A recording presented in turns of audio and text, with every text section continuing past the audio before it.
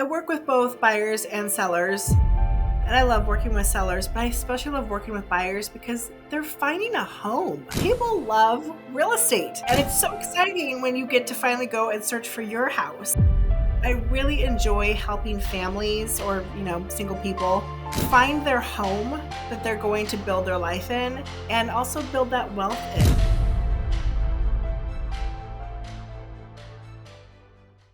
Hi, I'm Brenda Alfano. Welcome to Mortgage Mysteries, where I highlight and solve the mysteries of local small business owners in South Snohomish County. Today, my guest is Heidi Root. Heidi is a real estate agent broker with REMAX Elite. And gosh, Heidi and I have known each other for about 4 years now. And I'm so glad to have you here today, Heidi. Thank you so much for being here.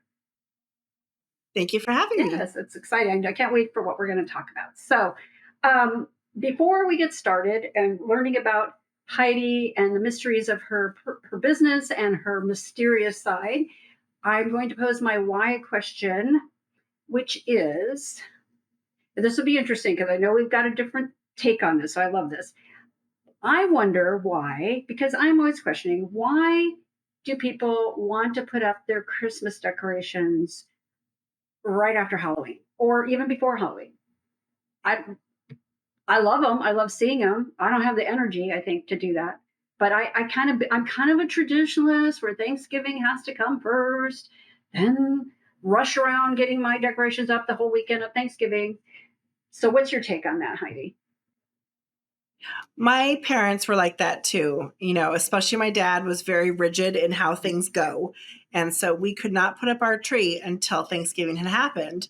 And when I became, my own adult in my own house, I could do things however I wanted to do it. And I love Christmas and any chance I have to extend that holiday. And, it just makes your house so homey and cheery and nice, especially when, all of a sudden daylight savings has come and it's dark at 4 o'clock. Use it as an excuse to turn on your Christmas lights and make things happy again. I love that. So, okay, this asks me the question then, when do you take everything down? I don't keep things up too terribly long. I generally am maybe till New Year's Day, but probably even before New Year's Day. Once Christmas is over, it's over. That's so fun. Yeah, see, I don't want it to be over. So plus I don't want to go through the hassle of taking it all down, but I don't want it to be over. I want it to still be there. I love turning that tree on. So I kind of go with the philosophy like my dear friend does of the 12 days of Christmas. So I go at least till the weekend after New Year's. So whatever day New Year's is, if it happens to be the next day, well, it's coming down. Or if it's the next 4 days away or 5 days, then it's coming down then. Because I just always have to do it on a weekend because I can't justify not working to take down my decorations. So anyway, well, great. So that's cool. There's nothing, like I said, I love it. I love seeing it. I think it is kind of funny when people leave their lights on year round on their house and turn them on, but I'll see lights up at, Valentine's Day. I'm like, as much as I love Christmas, it's over. Come on, it's over. Okay. So, let's talk about Heidi. Let's talk about your real estate business. Give us the background, why you do what you do. Hit us. All right. So my family business is real estate appraisal. So I grew up around that my whole life.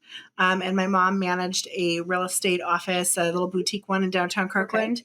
Okay. And so I did go into real estate appraisal briefly a long time ago. I did it for a little less than a year and realized it just wasn't for me. And I ended up becoming a massage therapist instead. But when I know I was a massage therapist for a long time. And my brother's like, "What are you doing?" And I was like, "I just don't want to do this. This isn't for me." And I got pregnant with my daughter, and massage therapy wasn't going to pay the bills for a whole family. And I also wanted to be there for her. I wanted something where I could be my own boss. And real estate obviously made sense because it wasn't a leap. And so I got my license, and that was back in 2014. Wow. And so I have been an agent ever since. And so having that real estate appraisal background really comes in helpful when pricing my listings and also helping my buyers, especially when things were super crazy and we were having to talk about appraisal gaps. It's really helpful to know where you think it's going to appraise. How much farther can we offer over do you have any wiggle room with that? What can we negotiate? So it's a very handy tool. And when I just don't know, I get on the phone and call my brother, and I make him look at things for me and tell me Now what I, he now thinks I things need might to be worth. So really call when I need to know some stuff. Because back in the day, we used to be able to pick our own appraisers. And so I had an appraiser who was fabulous. And she moved out of the state, but I sucked her brain dry so that, because I always think it's interesting, and you don't have to do this because you already have the appraisal background, but I think it's interesting how agents do not get to know at least one appraiser and find out what they're looking for, because they'll put houses on listings, right, that say, oh, VA approved. It's like, no, it's not. You know, a lot. and vice versa. They'll say things that aren't, FHA or VA approved that absolutely would be. Right, And I'm right. always appalled when I see listing descriptions that say the Zestimate says. Zestimates don't mean anything. What would an appraiser Do they think? actually put those on listings? I Yes. don't see that part of a listing like you do, but I've seen it from people I I know. know. So, I mean, I just got a question yesterday from an agent that sent me a listing and said, will this work for our client? And I looked at it, I said, well, I don't think so. Yeah, I was almost 100% sure it was not going to fly. It would not pass an appraisal and it would have to be repaired. But I told her, like, well, let me at least, because I said, what did it say in the notes? It said conventional financing. And I said, yeah, no, it's not going to, because it had a bunch of bare flooring down to the subfloor all over the place. It has to be Got to down yeah. floor. And I knew FHA absolutely hands down. But so I, of course, checked it out to make absolute sure, but I knew the answer only because of having a relationship in the old days with an appraiser and getting to know these things. So, Mhm. what is your favorite part about being a real estate agent, Heidi? So I work with both buyers and sellers. And I love working with sellers, but I especially love working with buyers because they're finding a home. It's funny, I just did a video on social media because I took my car in to get my oil changed. And it was at the Kia dealership, and they had a big TV for people to watch, and HGTV was on. And I'm like, of course it is. People love real estate. And it's so exciting when you get to finally go and search for your house. And a caveat, it depends on what market you're Yeah. in. That 2020 market where, there was 15 offers on everything and everything was going way over asking. The first house, people put their offer and they're excited. The 10th one, not as excited. But I really enjoy helping families or, single people find their home that they're going to build their life in and also build that wealth in. This is a really great stepping stone for your retirement. Move up to your next Right. house. Real estate is one of the best places to put your money into, to invest in yourself, but also your community. You're making a community, you're building roots. And so that to me is just, I love being a part of Yeah. that. Say, I'm one of my favorite clients, which I don't put that out there as much as I used to because it's tough. But my favorite client is a first time home buyer, always has been. Absolutely adore Absolutely. them because they're so willing to please. They'll they'll say, I'll say jump, they'll say how high because they don't know, and I'm only guiding them properly, what needs to be done so that everything will go smoothly. So I just love, and I love exactly like what you said. I love knowing that I help them find their home. Right? It's not just a house; it's a home, and maybe their home. I have clients that have been in houses for 15 years, same house. But most people don't stay that long. But some of them are like, "Well, this is going to be my forever home." I'm like, wow, amazing that you know that, because I can't plan that in advance. Well, But because we think that, it turns out not to be the case. Life comes at us. But, when I was a massage therapist, my favorite thing about it was when I went to go pick up my client, they were always like, oh my gosh, I'm so happy to see you. I've been looking forward to this all week.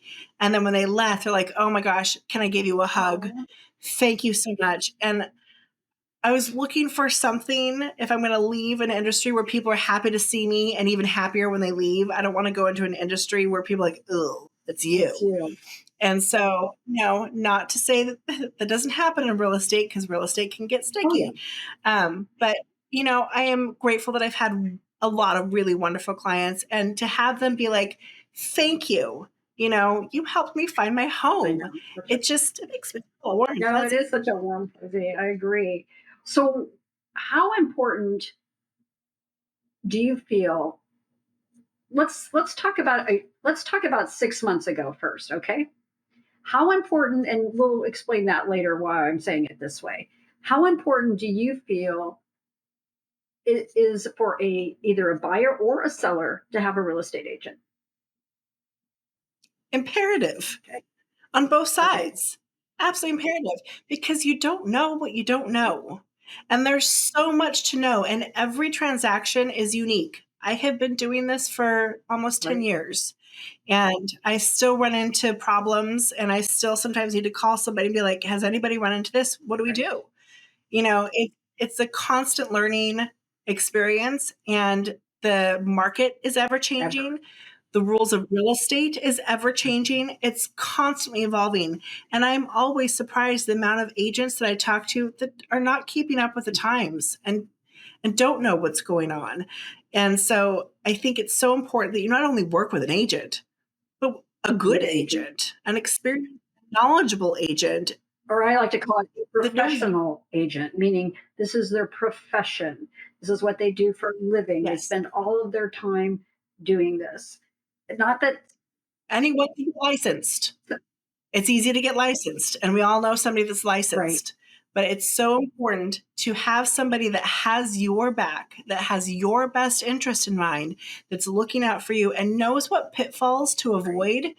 There are so many things that can go wrong in a transaction that you can avoid ahead of time because you know what you're doing. You know what things to look out for to avoid. Step one of those being get yourself a good Yeah, lender. thank you. So If you crucial. if if you're a buyer and you're working with some big bank, some big national bank that has somebody that's working 9 to 5, and they have a whole bunch of files, and there might be different people that you're talking to different days, and their underwriter is God knows where, and they don't know your market, that's not going to get your offer accepted. Right, And that's a good way, a bad pre-approval and not make it to the closing table. These are things that can be avoided because you knew a good realtor that knew a good right. lender that can have those relationships put together and start you on the right footing from day I one. agree. I mean, for me, having it, the way I look at it, I know we think the same. It's like when you have your agent, you have your lender, whether it's someone you've worked with before. I mean, it's better if it is just because we know how each other work. But the bottom line is that client is who we are protecting. It's who we are being the mama bear for, in my opinion. I'm like a mama bear, and we all need to work together, not for our egos, not for our paychecks. We all need to work together to help that client get what their dream is, which is that home that they put an offer on. So, what would you say the biggest pitfall for a buyer would be if they didn't have an agent? Nobody is looking out for their best interest. Do they know how much earnest money? Do they even know what earnest money is? Exactly. Come across so many people, they don't even know what earnest money is. They don't know what it's for. They don't know how to protect it. And so that to me is huge. It's a good way to throw away thousands of Yes, yes. dollars if you don't know what you're doing. So to have somebody that can put that contract together in a way that's going to make your offer stand out, but protect you. And if you really want to make it stand out, be able to explain to you what your options are, because we don't make decisions for our No, clients. We're here to educate them on their options, and then we do what they want us to do, even if it's not what we suggest they right, do. right, Sometimes they don't listen to us, but we are here to right, advise. And so if they don't have the information to make the decision that they want to make, again, not necessarily the best decision, but the decision that they want to make, how are they going to know what to do? They're not lawyers. They're not real estate right. lawyers. We're not lawyers either, but we have that information. And so it's so important that somebody is there to explain all this legalese to them, to explain their options and to explain the repercussions of said options so you can make the best informed. It's all about making informed decisions. Right. The information isn't out there for them to get on their own. And so with that information, it comes with a price, but generally, again, this might be changing a little bit. Generally, the seller is paying for the buyer's agent commission. And so the buyer shouldn't have to pay too much for that. It should be a service that they receive. Now, they might have to kick in for that. They might have to pay for it.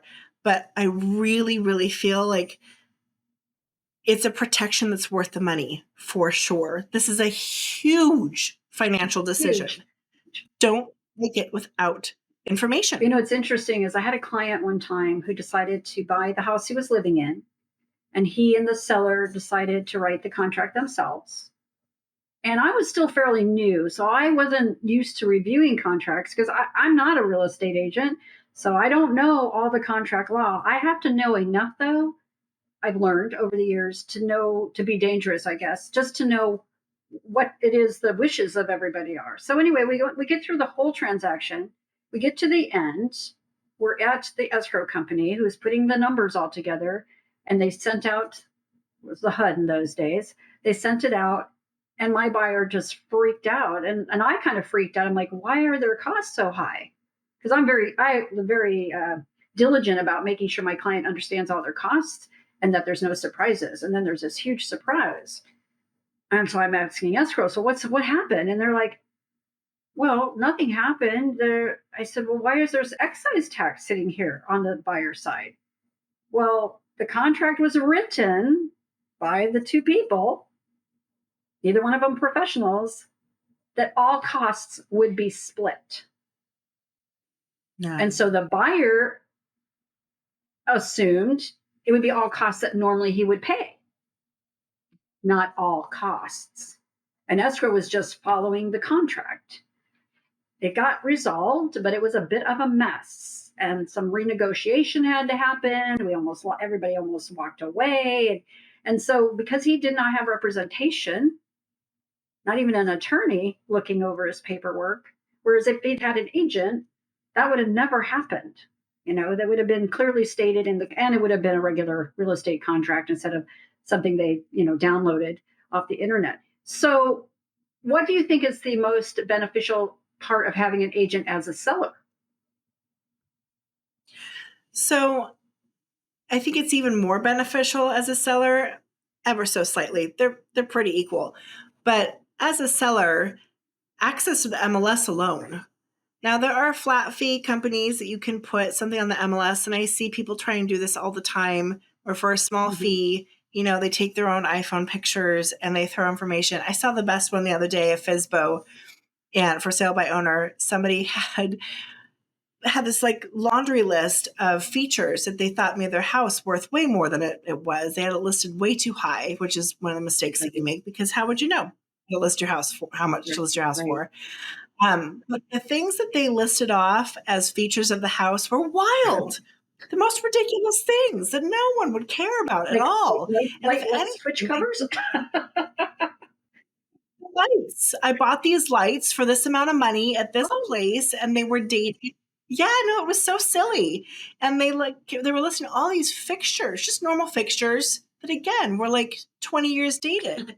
And they were supposed to be fun features. And this man desperately needed to have somebody come in and market his home and take professional photography and stage it and do open houses. It is well documented that houses that are listed properly, staged, photographed, you do open houses, and for me, you do social media, and you do brokers opens, you get eyes on the house. You're going to get better offers. You're going to get more offers. You're going to get more money. Right. Unless, of course, you're shooting for the moon and you're asking for something ridiculous. And then you're going to get nothing. Then you're getting nothing. You're right. You're going to get nothing. So for a seller, the idea that you're going to save money by not paying realtor commissions has been greatly debunked. You make more money if you have somebody properly representing your house to the right people. you're not losing money by paying commissions. And at the end of the day, everything is negotiable. Right. You get what you pay for. But if you do the work, it's worth it. We're here for a reason. We're not here to steal from you. We're here to help you. Exactly. I love your passion that's coming through so greatly. And I want to mention to our audience, which I meant to mention earlier, is please check out Heidi's videos. She puts out videos about the market all the time. They're very helpful. And I just love them. Actually, I try to watch every single one of them. I don't always catch everything, but you're one of the few people I actually do watch their videos because I have a lot of real estate, of course, connections, but I like yours. You're very informative, upbeat, but real. That's what I also like. They're very real. So that's just an aside. People, check that out. Who's watching this today, check out Heidi's Facebook. I think she has TikTok, all the other stuff that people do.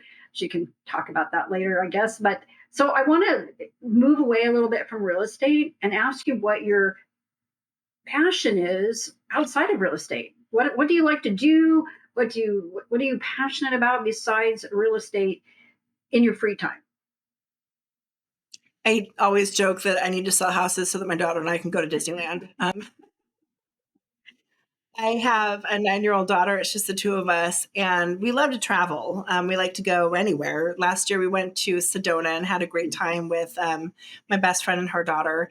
But we are Disney people, and we love Disney World, and we love Disneyland. And her 10th birthday is coming up in a couple months, and so hoping I can end the year strong so that we can take her for her 10th birthday. Her dream was for my side of the family to go. And so that's what we really love doing. But, I do real estate so I can spend time with her. I'm part of her Girl Scout troop. Luckily there's a bunch of us leaders because I'm a busy lady, but I'm one of the leaders, and we're talking about going to the zoo. I like spending time with my kid. I have a good kid. Yeah, I love all your pictures that you post about her too. The Disney post, she's a cutie, and she's not very camera shy, I noticed, so that's cool. No, she's not. That's a good thing. She's in the right world these days for not being camera shy, that's for sure. So she asked if she could be here today.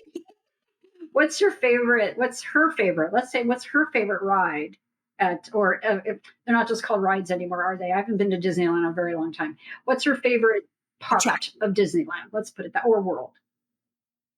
Right now, her favorite part of Disneyland is the Matterhorn. She's obsessed. That's funny because that has been around forever, hasn't it?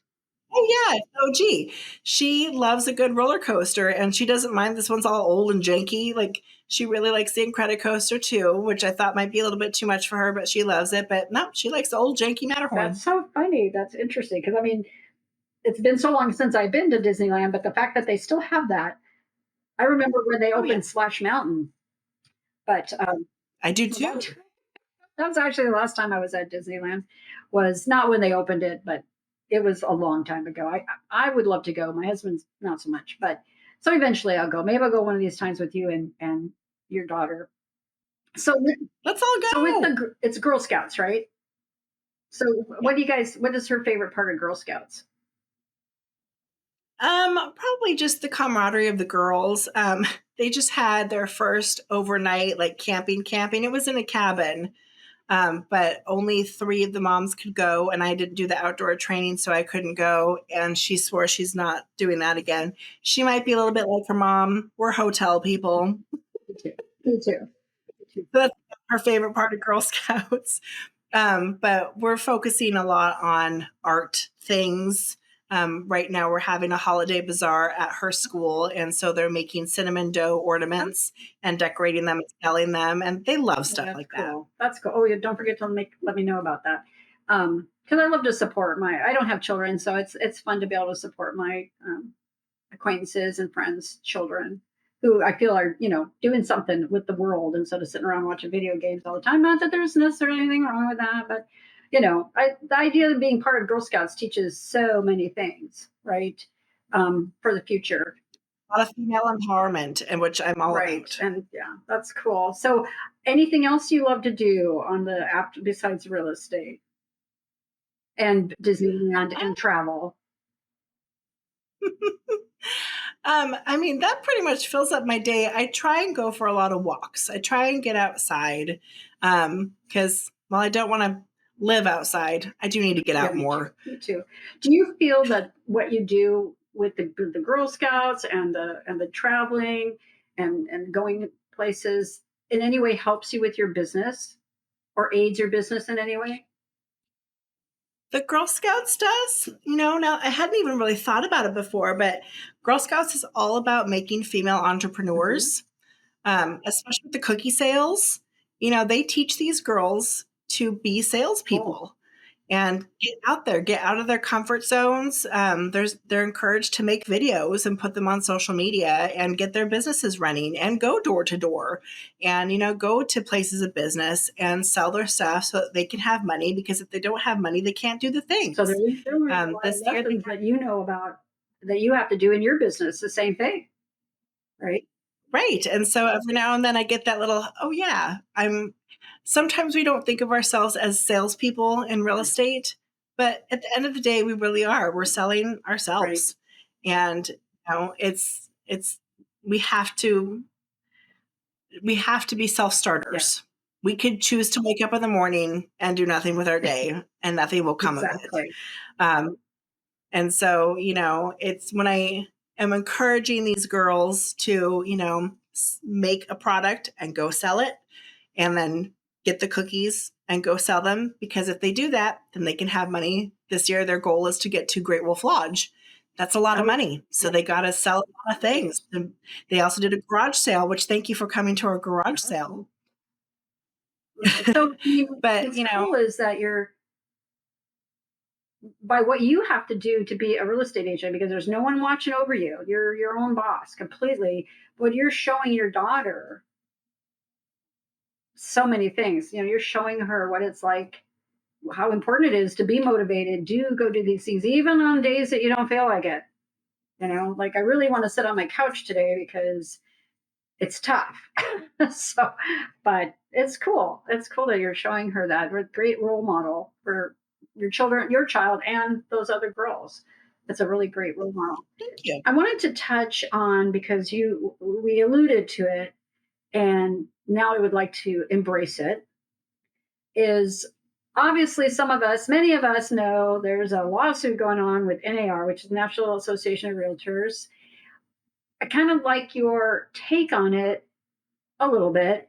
Obviously we don't have to get deep down into it, but both how it affects your business or might, excuse me, how it might affect your business or if it even will, and how do you think it's going to affect the mortgage business or if it even will? I'd love to have you weigh in on that. I think that if I wasn't in Washington State, I'd be a lot more scared today than I am. I am part of a lot of uh, Facebook groups that have realtors in them from all over the nation, and a lot of them feel super blindsided by this lawsuit. So I'm hearing from so many people that buyers agents are going to go away because the result of this lawsuit, they're interpreting it as sellers just starting today don't have to pay a buyer's agent commission. Therefore, there will be no buyer's agent commission because buyers, especially first time home buyers, really don't have the money to pay buyer's agent commissions. They're already coming down with, they've got their closing costs, they've got their down payment. They don't have all this extra money to pay us. And you can't wrap it into a loan. And especially if appraisal comes in low or if it doesn't appraise, like you're really putting yourself out there to work for free if that's the case. And so I understand their fear because their areas didn't get ahead of it. They didn't talk to them about it. This is brand new to them. And they think the repercussion is just, oh, well, if you tell the sellers they don't have to pay a buyer commission, then I guess buyers aren't going to get paid anymore. And there will be no buyer's agents. And this is going to really be awful for buyers because they're going to be unrepresented. And like we talked about before, that really puts them in a very bad Right. position, especially if the seller is being represented and the buyer isn't. Like, that's really unfair. And it's already hard enough to be a buyer in this economy, in this lack of inventory. It's a strong seller's market. It has been for years. And so that sounds terrifying. But luckily I'm part of the Washington Northwest MLS. And they knew this was coming. This started 2019. And so last year, they put some paperwork into place that made things more transparent. The problem was transparency. You could have always negotiated. Right. It's just that they didn't realize that you could have negotiated. Somebody felt pressured to pay something because some agent didn't do their job and explain to them properly what their options were. Again, like we were saying, how important it is to work with the right agent that understands their industry and is properly communicating with their clients what their options are. We don't tell them what to do. We don't tell our sellers what to do. We don't tell our buyers what to do. We give them options and help them make the decision that they want to make. So if that had been properly explained, maybe we wouldn't be in this position, but here we are. And so the Northwest MLS said, let's tweak whatever we need to tweak to make sure that it is crystal clear what everyone's options are. And last year we all kind of went, oh my God, what's going to happen? Because VA buyers cannot help you with, they can't pay anymore. They can't pay a buyer's agent. So like, oh my God, does this mean VA buyers are not going to be represented and they're just not going to be able to buy houses anymore? Crazy. And we all kind of waited to see what was going to happen.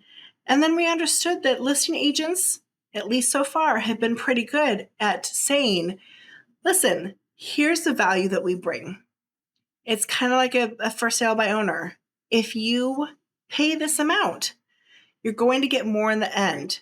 Because if you pay a buyer's agent to come bring qualified people to your home, not just any old Joe Schmo, qualified, pre-approved people to your home. So you don't have random people walking through your home and random people wasting your time. Then you're going to get more and better offers. And so, no, they're not fighting against you. They're bringing somebody to you that's going to close on your home. And there is value to be had there. And so far, so good. We have not seen a huge shift in our industry in the past year. And I believe that there will be some upheaval. But I think at the end of the day, we're going to see the agents that can't explain their value go away. Right. The professional agents that can will stay. And I think it's going to be more or less status quo. Well, yesterday I was taking my continuing education class, and of course, this was talked about briefly. But one thing that we were asked, and there was like 36 of us, whatever, on this Zoom training, maybe more. They asked, has any of us in this since the forms changed, has any of us in the lending world, because we see those contracts, has anybody seen a zero buyer pay commission on the contract? None of us has ever have seen it. 35 plus loan officers who see contracts all the time. So that's why I think it feels in Washington, we're doing okay with it so far. And again, it's a great opportunity. I think we talked about that on the Zoom that your company had last week. It's a great opportunity to educate, inform, let them make their decision based on it. But what they don't know, I think what's crazy is how many people think agents make all this huge money. They're self-employed folks. They make a portion of that money, and some more than others, and depending on the house, the price of the house and things like that. The thing that we worry about in the mortgage industry, or we're concerned about, is, well, okay, we have a down payment, which can be as little as 3%. I talked about that on another video. However, 3% of $700,000, $750,000, $800,000 home is a lot.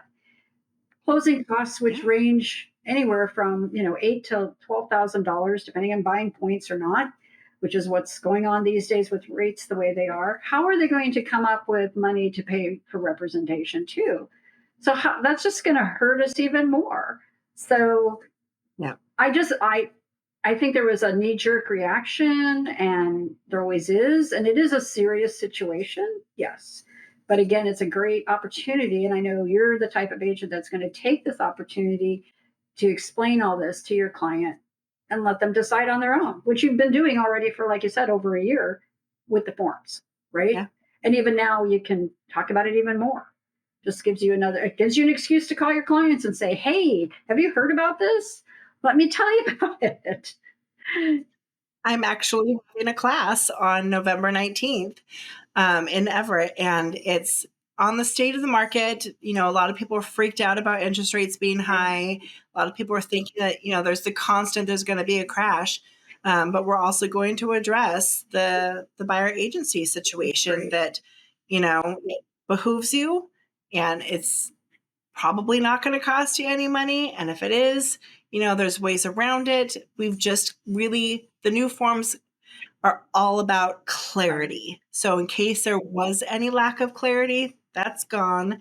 And so it just means it's just something else that I have to be even clearer about in my buyer consultation.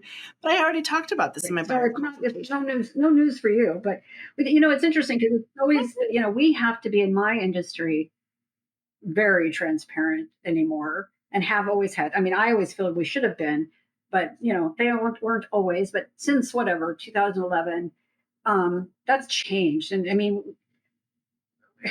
even to the detriment of our clients, sometimes we have to be transparent in things. I don't want to use the transparent, but sometimes they can't even buy the points they want to buy because it's not going to pass a certain test, which is crazy because we've explained it to them, they've learned it. So transparency in my world is big, obviously, and which Yes. it should be very big. People should know exactly what they're doing, but the same in your world. I mean, people need to understand that contract, which is again why they need to work with a professional like yourself. I am stunned over the years how often agents, not the ones I work with, don't even know their own contract. Sometimes the ones I work Yeah. with. But it's stunning to me. So it's so great to have a great professional like yourself helping people out there. And I hope people take a moment to look you up and get to know you a little better and do some research and go on all your social media and see how informed you are. And having that appraisal background, they have no idea how big that is and how much that's going to help them. Yeah. It is a great tool to Yeah, have. that's great. And I'm going to start probably calling you now more than I have. I try not to bother agents about values and stuff, but sometimes I have an appraisal question and I don't have anybody to ask anymore. And I completely forgot. I'm going to ask Heidi now. I promise I won't bother you too much. So I wanted to Never bought. thank you. I wanted to thank you so much for being here today. It was great to learn more about you professionally and your passion and a little bit more about what's going on in the market, how it affects us both. So thank you so much for being here today. Thank you for having Yeah, it was me. so great. And thank you for everybody that was watching. Please check out my curiousbrenda.com and go to my YouTube channel and like it. I would really appreciate it. And subscribe and share if you want to too. That would be great. So thank you so much. I really appreciate you guys watching and I really appreciate you being here today, Heidi. Thank you. Bye.